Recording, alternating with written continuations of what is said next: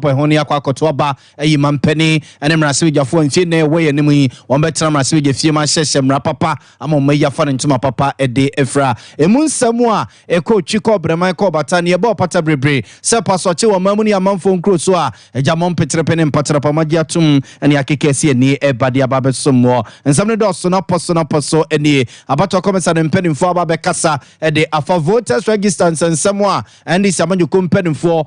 ka no ho emomo kyerese nsema ndi samanjoko ne kanyina no omo aso ano kra deda yedemo ebekọ eye ballot no a ebeto dwa se enra MPP akwakwe number 1 na NDC so no akwakwe number 8 no video bi ababonti a ababeto dwa sa MPP for ene owura Kofi Akwalu we yi ne de no de ma ne yonko na MPP for ababonti kasa de nchemu eba emraso adwani owo mraso agefie ma desia ewo bue ma baton peso aso otima ntem no mo de atugya se ba bia ndi samanyuku no ekokotoye no eye pa ya ebebo wonum amamatimi edi nkonim afi abato no emu abzafo weni afoforo pi no a ene akekese ene ne se kase ba bia wo bia no anwumre yeba na yede ababesomo yere asede ma OCP Ghana Limited for a omo ede OCP fertilizer sabedwa so na uyekuani a uyekua abusua ye OCP fertilizer and American for the ama wanwumre ye OCP NPK 15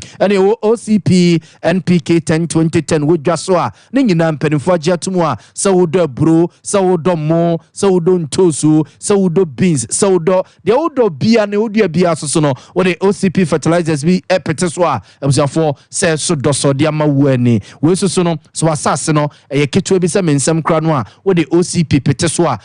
sani onoba ya ne besi aso afra no ebebro adwene ne wonte ase so ene wasase no se din se ya bomu kra na wo ye ukua no a ebuziafo OCP fertilizers adam ntina fiwe ukua no ebedan so kra baby atonto agrochemicals ne manyina ebuziafo obenya bi ato for 0555 909437 0555 909437 and 0555909433 nene OCP Ghana Limited mpenimfo eni enkomo abzafo awiye bre otwedi amponyankrompon ne soafo ba ko a kyese enyakopon ne nwosra wono so na ode ne edidwuma awiye bre nyame ne somafo yawa wono na kyese awiye bre mtwedi amponyankrompon ede ne didwuma pa na nyakopon ya domo a efri October bosom ne de toso enum ede ekro we crowd de kyese ne de toso miensa ede ekro no a ede kosi ne de toso enwotwe no kyese crusade ene onyame akọ ebowura santemam ebowura kumase na kyese amanfo nkonua be papai na ye de akwakofa ye nepa ye de akwakofa ya kontu ye de akwakofa ye dwuma papa ye de akwakofa ye sika ye de afa ye breakthroughs ewa brabom na odonfo ya domo a 5 October no na kyese ya tenetrenya pomum na ya ye out of bondage walk no ye be hyase e de free report junction e de ababi rock mass cultural center radio kwa nyame somafo ya obetena se e Kumase Cultural Center anopa ewia enwumre na ode ogie soronko ama asanteman ene gadaman ene obi bia obetu anamo esi Cultural Center asase ne so nti odon for ya domo a every 3rd October erekosi 8 October de 5 days mu a ena onyankopon ne somafo obabedi wa asanteman temase yankwai na dano ne nyankopon be nyame ema ne masoso no aye ne mama nhyira no abuso ewo enwekwa weenum na asoma sinema anwumre bia wo bia ne yetimi aba na yaba besom wo mede no ensesign na yabo amale bia bogabzafo yenye bre na fensam ne yenkomo ankasa emfa emamo yedemo ehase ede efri abato nsensem no mo ene voters register sisi ababe manso ababeto NDC amanyuku ne electoral commission mpedemfo wo mo entem wo no na pedempa be de akira wo no ene tu electoral commission no Dr. Bosman Asare ena ode atugya se enka ebeye ade bia enye papa se omeye bobo ehun yakwa kwato abo no fo ya domo a December bosom de toso ensu no mo na abato ngoma no a ye de ekwa kwato aba no ne fini kika wanko na ewo mu na nipa nyina eka amansa nyina eka na electoral commission mpanimfo abomi mfi teduku achi wo mane se penimboni bia waye from aboni wa VIP bus mo na omo mpe wasem kra tene mpese omo abu akwa kotu wana mo wase nkebeye ebe hadwene nkebeye ni wusem paso so de ama omaye ene abato commission mpanimfo nyina wase ensem bia andi samanyuko no eka bia no electoral commission mpanimfo di kan atu wana mo kra de da esiesia atoto bibia eno nti ene omo friend samanyuko mpanimfo se beya omo mra na omo entena se ensi nkonya na omo mfi omani emfa enhwe enema na omo eka ho asem no ehwe electoral commission mpanimfo eni kan enye ho adwuma Dr. Bosman Asare nensemo de tudwa eni. We at the commission believe that if we use the Ghana card, it will go a long way to strengthen our democracy. Let me say emphatically that the EC has called on the NDC to come to the discussion table, because we believe that all of us are interested in a credible voters' roll. And the EC has maintained that we don't get that credible register when we do demonstrations. We can only get it when we judge or we sit at the discussion table. So we want the NDC to come to us. We want to engage all the parties because it's very, very important. You know, we've mentioned that the exhibition is a self-auditing mechanism embedded in our laws, which the commission has been using. So when you look at the register we have, this is how we go about it. When people register, this is a raw data we've gotten from the field. It's a very raw information we've gotten from the field. And when we get that raw data, when we are about to do the exhibition, we now situate them in the various districts. We do that in the various districts. So that's when you begin the cleaning process. So when you talk about auditing, bringing in external experts, that process of cleaning, which is enshrined in the law, the commission has just started it and we are working on it. But one thing we need to also make clear is that the register, when we finish working on it, we will give all the register to the political parties. We've explained to the NDC that when we were generating the data, the software generated all the transfers that have taken place. Because this register was compiled in 2020. All the transfers that are taking place on this register. So it's something we've explained that you just have to disaggregate. 2024 is this, 2023 is this, 2020 is also that. So we had these cumulative transfers, and I know he will vouch behind the scenes that he knows the EC did not have any intention of doing any.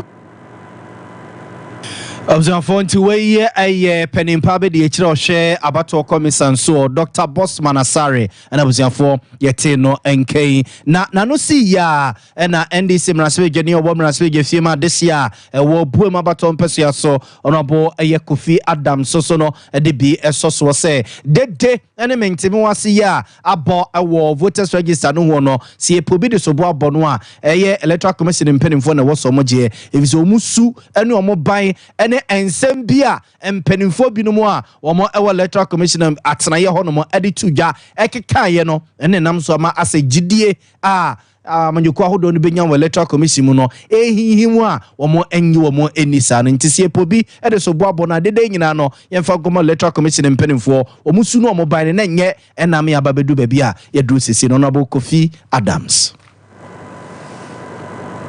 So far it's only, I think only one person or one or two persons who have occupied the number one position and won an election from 1992 through to 2020 for all the 8 elections that we've had, maybe minus the runoffs. Only 1 or 2 have occupied that position and won. Even for the first ballot of 1992, where President Rawlings processes that this electoral commission, especially this one, have told us stories that have turned out not to be correct and not to be approved and not backed by any sign. For example, when we were going to conduct the limited registration in 2023, the first one before just the recent one, they told us first they were pushing through Parliament a CI that suggested that Ghanaians who qualify to register all have Ghana cards, and that they were going to push through a CI that says only Ghanaians with a Ghana card could register. Finally, when we went for that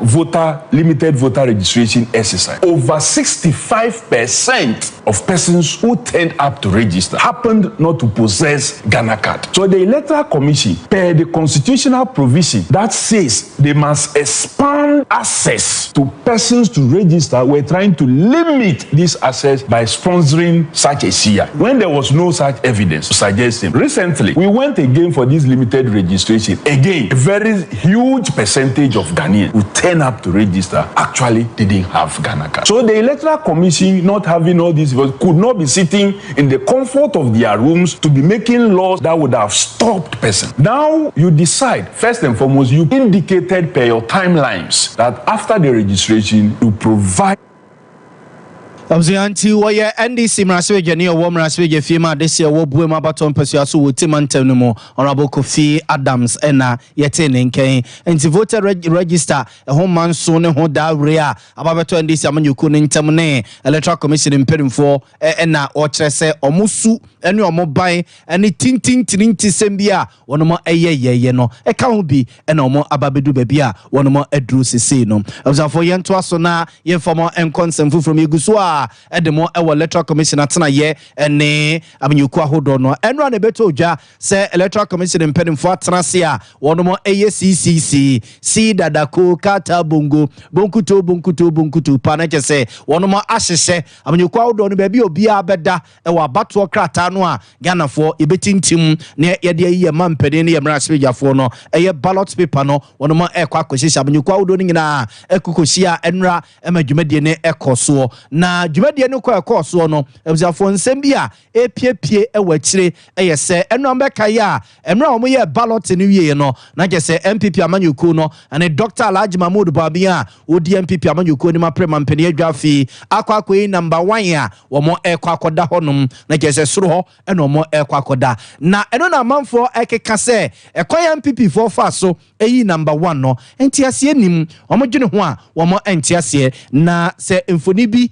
wani atwa so e social media no so a WhatsApp ne TikTok ne YouTube no so a yese Owura Kofi Akpalu a won etu Frank Adiama Liberal Party of Ghana LPG amanyuku no yese ono no koyi ne de no on eyi number 1 no oyi number 1 no a eno de be MPP for ne nsem eno de ono no de no ema ena MPP for de omo de no ema Owura Kofi Akpalu sa na asaman for person mo kire se de koso eno no na eba saye no ena eja unsa asem ne basa no a utumira no a chiesi nti Sompa ene Sompa TV nsem chefo ye yadwene se ansa ne yede ano pipiripi bebo so bie no ye bapni MPP for Owura Evans ni mako a woni koyiye ede ma MPP no Dr. Alhaji Mahmoud Bamia ni akwa kubusan se adan wo yesa ya yesi wo kokoyiye no owiye no de ne de ma Kofi Akpalu na Kofi Akpalu so ede ne de ema no nunti ene ma MPP for etiminya number 1 no Owura Evans mako echese no kura bi anim samanfo hwe video ni din a emra ono Evans makudi ka kokoyi ne de no obetena ase na obie ne de so no sa bread na Kofi Akpalu nam na chi a no ono so ekwa koyi ne de na Kofi Akpalu kura ekoyi ne de a oba besina kwa akotena ase no na MPP for edika bie omo de nim deda enti ohun so omayi number 1 eno kan ye ma dem ho obi ote obi ateye se enkrofo no omasa so yi number 1 bie wo na je se MPP for asem na Kofi Akpalu eka no Owura Evans ni mako ni ncheche mo de mayeni. The NDC sat direct opposite the New Patriotic Party. I sat Mr. Makmenu, Mr. Kofi Akpalu, presidential candidate for a political party. Love New Patriotic Party, our presidential candidate, so much that when he had balloted for his position, he was swapped. I don't know where this is coming from, and we must not at any point entertain such idea or thought in our discourse. Not at all. Nothing of that sort happened. I think we must throw this issue into the marine. The EC spelled out to us the mode of conduct of the whole exercise, spelled out the rules of the game. At a point, our colleagues NDC decided to examine the balls that the numbers were going to be placed into. And so Dr. Maneboama, Director, IT and Elections, the General Secretary, Honorable Fifikweti, took time to examine all the 9 balls in the big vat when they were done, and they did this examination based on the nature, the form, the character, and the weight of that small ball. When they were done, APC Dr. Ayariga did same, LPG Mr. Kofi Akpalu did same, and others also observed the ball. EC, before all the political party representatives, inserted the balls into the ballot papers into the balls, put them in a vase, and said that the picking of the ballot was going to be in 2 phases. The first phase will be to know when you ballot to be on the ballot paper, and the order of inviting parties or representatives to pick on their principal was order of filing. You are aware that the EC opened nomination between 9th and 13th. After New Patriotic Party filing, others also filed. And so we're the first to be called. And so they said that when you pick the ball, you open it and show your number. The New Patriotic Party picked first, and we had number 1. And other parties picked in 10. LPJ had number 8, GUM number 3, APC number 2, NDC picked number 7. NDP was 4. Madam Ekwadonko was not around then, so CPP picked 9 and GCPP picked number 7. The only number remaining when the ball was open was 5. So in the order of picking to be on the ballot, New Patriotic Party was going to be first, the APC second, and in that order. After that phase, NDC, when we were just about to go to the second phase, said they want to examine the balls again. We yielded. NDC issue was that there was one ball that was unique and that it has introduced some level of biasness into the whole exercise. For Ora Ivan Cinemakon and a habato hon sensem so de Emma MPP Amanyukuno and yetin in Kewe and Chichimoa na or de Emma de see or demo pa do baby no a quiet manson koyen tokwa Emma cheddar crady buffo Epia Bontain say one of the wintimi tina demo wabra yebeka se binyina fa na bisusu nkonko gina say Emma chese nsem de na bebrebe Ivan Cinemakon na echichirimu no na Ora Kofi Adams essay baby NDC kokoto ye no a abato nkrata no so no omo ekwakoda number 8 no edi adanse pefi say I break the 8 na manfo nkotuma number 8 kotuma number 8 no na chese bibia enye fine emfa emmaye Kofi Adams say ninchechirimu a wode emma number 8 na NDC akwakoto eni. So far it's only, I think only one person or one or two persons who have occupied the number 1 position and won an election from 1992 through to 2020 for all the 8 elections that we've had, maybe minus the runoffs. Only 1 or 2 have occupied that position and won. Even for the first ballot of 1992, where President Rawlings won, he was not on the number 1 position. Even that time, where I would say people didn't know even the party symbols that much, because the registration of candidates, the declaration of even the intentions of persons as to which political party they were going to contest on, and especially for us, where we had Progressive Alliance, and the decision of our founder to either be on NDC or be on whichever party symbol was going to be the key one, came in late. And he wasn't on the number 1 position. He still won that elections in the first round. So as for me, I'm not one of those who is so worried about position of what parties on a ballot. So if you rig, if you swap, or whatever it is that you do, I'm not so worried about that. What I want is transparency though. The NDC today is very comfortable with the position we find ourselves, because if there is ever any number in the last 2 years have seen a lot of mention by all manner of persons, it's number 8. It is either someone is saying I want to break the 8, or others are saying what are you breaking it for, this useless performance that you want to continue or what, and the media is carrying it, the chiefs are talking about it, pastors are talking about it, imams are talking about it, everybody is talking about it. If there was ever any number a lot of time and resources have been spent on, then it is number 8. And so for a political party to pick such a number, you should be very happy that people, anytime they pick the ballot paper, will be attracted to that number. So we are so comfortable. Observe for NDC Mrasweja ni obo Mrasweja firma this year war buema baton peso aso the honorable Kofi Adams yento aso ye de mo eko wanti e wo bonomantem no mo na opani a wo gina e de amoso no kokoko MPP amanyuku no wanti abaton peso aso e bonomantem no ye wura ye Kojo Frimpong na Kojo Frimpong de aso akobo fomo a sie ne mo kase ne ye kan se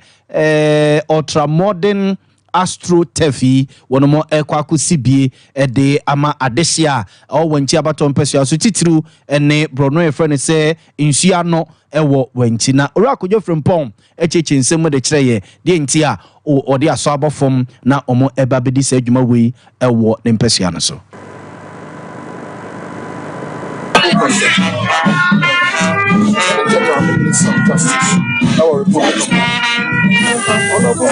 the deal with Cheney said, should have a Ghana gas, fencing, something. Yes, you're Ghana gas. It is also when she had been spite of one to his house. Ghana gas, they were Ghana anyway. They say a year of historical importance to Ghana. This is one of the first model places that were Bruno average. It's not the case when Chino was strong. But you said the Ghana was a Tuna Queen. It's I'm going for that meeting kind of also the immediate. It's when them the chicken I said, procurement and I feel that Papa na everywhere you put I made the whole super structure. That structure is almost 10 to 12,000. And there's a structure ever been up. So it's understanding the keys, honorable person. Minister of Justice, the new way fast cost complex, high court complex, new ones, judges bungalows, new ones, and in our average. And then also, and you will be playing honorable Obzanfora kojo from pon ejina dia MPP amanyoku no ewo wanchi abaton peso yaso ne yete nken na eno akire owura kwasi antwi so na ye contractor wo behwe amasa modern astroturf wo mo asi won peso ya no so wono so echeche nsemu sei e de kire yen fencing. So I know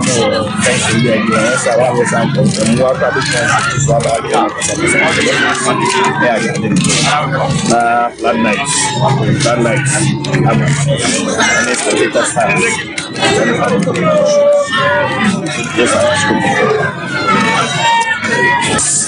The cost itself, within Ghana Gas and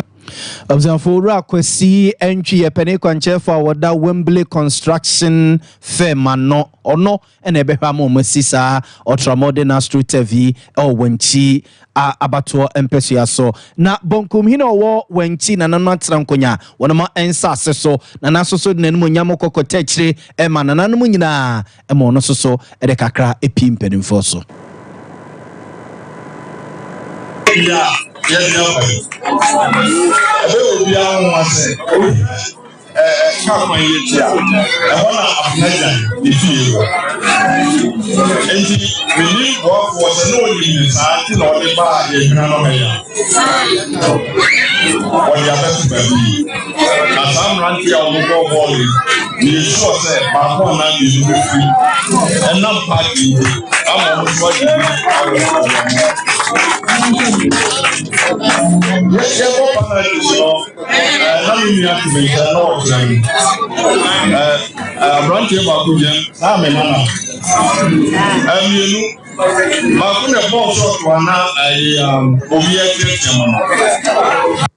Obzanfontia no way aye bonkum hine nanan matna nkonya womo ewo wanchi na omsoso do omo nyam kokota akira na omosi bibi de akire mpenimfo no afeyamfamo emra asante achem central abaton peso aso asante mantema sei na yemfamo enko galamse nsemo yatese krobia yefe ne senya bo ye wo asante achem central abaton peso aso asante mantema sei yese galamse fo atie simpatem hono a yesenza sende o makadodo no a agufo ma de ombese no mase no nsususu de ombetiesim no wo mo atiesim na ora bi ese friend say divine na na wusu o company kese pa ya o mususu mining money bi na wo mo eye no hwese ne ensase no masia se na fa no a ene wafato no ho so se obefa abefunim de kwa so no asaso de esiesie asase ne bio na ode amanananom se be na nananom se ekua akra no a ombetimi asaso akwa asase ne so akwa ye biwo ora eye divine na wusu company yesi asase yantamu a na tetrete ne kakra kaso mbe 300 kese na otisi so a wasiesi asase ne nyina abefunim de kwa so a sisi nananom ombetima sako akwakoye kua se yebura ombetime dua se kokoko so a ombetime edua wo so ora divine na wusu a wona ye peni kwanchefo eda divine na wusu company limited ya no echechinsemu se kakra ede kire de nti otu sa na mo I already to the TV man, say, challenge kakra ewo amon person aso and the catcher was say adwuma no so e adwuma to me dey two man the catcher be say dey be homo dey na yen tenase dey hwe so ubitimi support me won no baby mo ana na o be so okay o be by your buy no buy be tenase say your adwuma e do baby na o support be 1 month no one say adwuma na for to be jaye almost 3 years ni I'm starting say me yes and e be do baby me papa say me dey me ti am me dey me say me na ye adwuma na we e fi dey can wash and I feel I'm in my film and be back on no be go on about it. If the catcher on says man meet me the day. And I say something on my head. No catcher so exactly. I was saying yeah. Instead of say my pa me go mama and no ma person dey me hwe na me dey me get man. But no so me dey pin say me dey. Me dey say kan on kwa dey. Me bo mo dey say me dey. Me ye. I started with still regime. I started with Amasia West. Yeah humanity. Aha. And the current one ya buy ya best at Observant Divine and now Uso na penny conche for the Divine and now Uso Company Limited ya noa a mining company as say woman atisim wonabu is your monsasa galamsi for aseno ede ama womo enono na I don't take you know no so nabu na obiam pim da kwa otosumienu esoso de na desre eto aso sei yabuha unique community mining. Next town on a community mining. Enti omu nyina be sen ko ho. Ti ani ba ya ho so no na kyese e bi na wura mu ha. Aba be toton sase no bi afiri akuafo no ho. Ya omu ye mining. Dig and wash for no. To omu tutu amramra kese ho. Bi so so na excavator no. Na enenam ewura nim saa na omu create amna ne ade e wa ha. Challenges ma kuipa baby okro onya baby mfa na omede akwa fum this on kofa pete ensa bridge so na omede akọ ni sent no e ma me kosre ewura MC eye konongo se dwumadi na omo edi ni ha no enya de a ebu akuru no enti yesesen ka ohun owura bi ye fra ni guilt na omra me reclamation kata mna ne so o se yo e ba be Observe don't say hene so dia wode esoso eno no yenyina we so na nwumre nsem e baba no de baba somwo no yemfamonsi ase ne en sorry e ma dwumedi aka ento aso emfa emmamom ye de asedema OCP Ghana Limited fo a omo e de OCP fertilizers abedwaso na amasese de ye na no kwafo nyina enima ye sere ekwafo a anopai omo tia hesu tempenten kwa nyina omo kwafuo mu a na omo de OCP fertilizers e kwakọ omufudi eno so no na je so monim nyina akoye sere enko so mo sene no bae na hyase esi esofa no a na je safi wombedidi abrewa bedidi akokra esoso ebedidi kope OCP fertilizer ne bi wo ba bia yetonto agrochemicals ne manyina na fa ekopete no bae no so say ye bru say ye bean say ye mom say ye nto say ye meko say ye bagre de wudua bia no fa pete so na be hia me na wadamase pa frɛ 0555 9094 3705 559094 37 and 05559094 33 na ene wonum ene enkomo rade akwa rade somafo eye yaw sofo pani a woda asumdwe ntontom som ano ebakumase yakopon ye adom a 3 October edekusi eye 8 October ena obara santemam wode wogie wode fa hodie ena ebra santeman abre emu adehye nti se wo power opa adwuma pa opa kontu opa asetena pa opa asumdwe nkonua nyina be papae furniture Kumase Cultural Center na eko na papa entrene nsa ewo so wotrene nsa ene se wonye ogie eye befua odonfo ya adomo a ni 5th October obedura kese walk kese bekoso ya to den say out of bondage walker ebe sha se de free report junction de abewura Kumase Cultural Center dwumade pinu a ena eye papa ahyehya kese dano duru hono a ebuzanfo kwai na twedi ampo nyankrompon na ngosra insane na ososo efa onepa efri hono efa ekofie anwumre bigira we so na yede kase na sia ni asore ma dwumadi aka atwaso ko safoni David Chan na chinchin fidie na ede ema yene mrantene mabawa wo Sompa FM ne Sompa TV newsroom asoso na bo michidom ema nwumre bia wo bia ne timi ba ye ba besom mede ede nana ya obo amale bia boga damase ema mumu ene tie ne hwa enyado 20